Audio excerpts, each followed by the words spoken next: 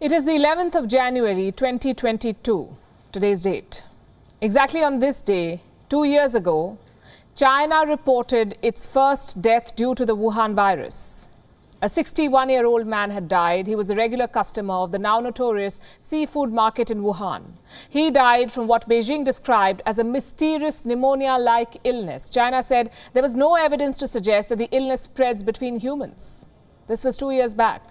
Today, this mysterious illness, which wasn't supposed to spread between humans, has infected the entire world. We have 310 million cases and counting in 2 years. 310 million. 5.4 million deaths and counting. And more variants than one can remember. The latest one is Omicron. It is spreading like fire. The virus has not spared its home country, China. Yet another city has been put under lockdown, the city of Anyang in the Henan province. 5.5 million people in the city have been put under lockdown. Another 13 million people are locked down in Xi'an in the Shaanxi province. And 1.1 million people in the city of Yuzhou, again in the Henan province. How many cases does China have? 110 new cases on Tuesday. And that's nothing compared to the hundreds of thousands of people who are testing positive daily in other parts of the world. But for a few dozen cases, China has put almost 20 million people under lockdown. They can step out only for medical reasons. Non-essential vehicles are banned from the streets. Stores have been shut. China is conducting mass testing and it's mandatory. China insists on having zero COVID cases. Experts say it's not possible. China continues to impose punishing restrictions, but Omicron continues to spread. Cities are reporting cases. Multiple cities, in fact, are reporting cases. Tianjin, Zhengzhou, Wuxi, Shenzhen, they're all reporting new COVID cases, new Omicron cases, despite tough restrictions.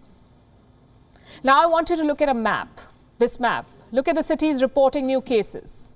And look at their distance from Beijing. Tianjin, a city of 14 million people. It's located just 134 kilometers from Beijing. That's a 30-minute train ride. Do you know what's happening in Beijing next month? The Winter Olympics. The virus is at Beijing's doorstep. Just 3 weeks ahead of the Winter Olympics, the Games begin on the 4th of February. Most of the venues are located between Tianjin and Beijing, and that explains China's overreaction.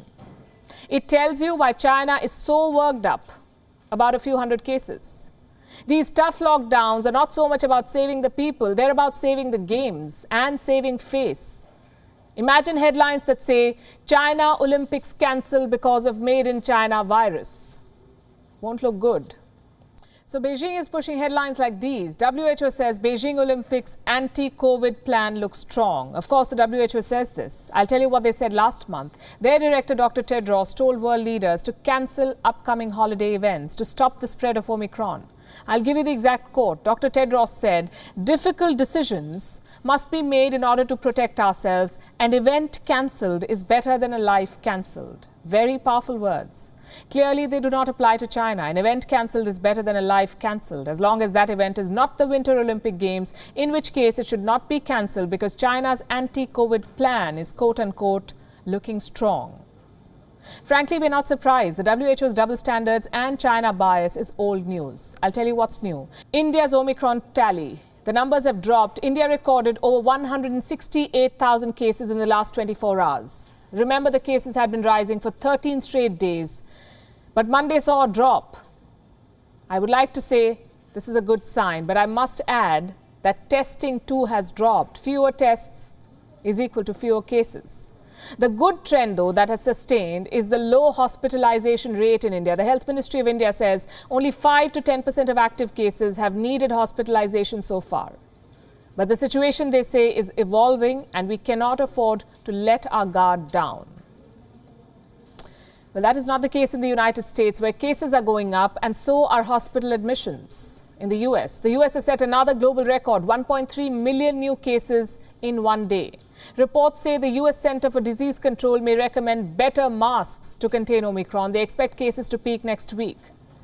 In the UK, over 140,000 new cases have been reported, but the worst hit is the Prime Minister.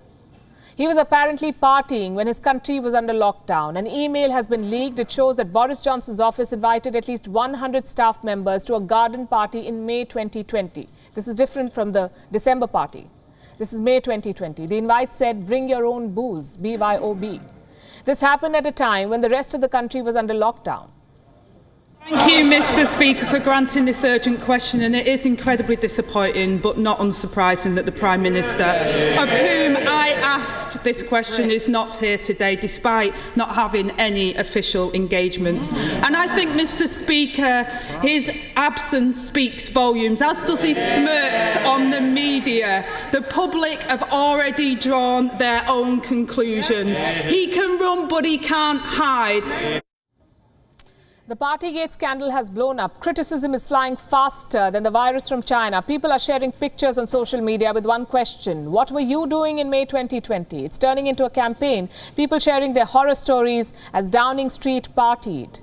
The political crisis may continue for the government well after the Omicron wave has subsided. In France, too, cases are rising. More than 140,000 new infections have been reported. The government has introduced a mandatory health pass. If you want to enter a restaurant, if you want to use public transport, you must provide proof of vaccination or a negative COVID test. The decision has met with large-scale protests. The matter is back in Parliament. They may debate on dropping this rule.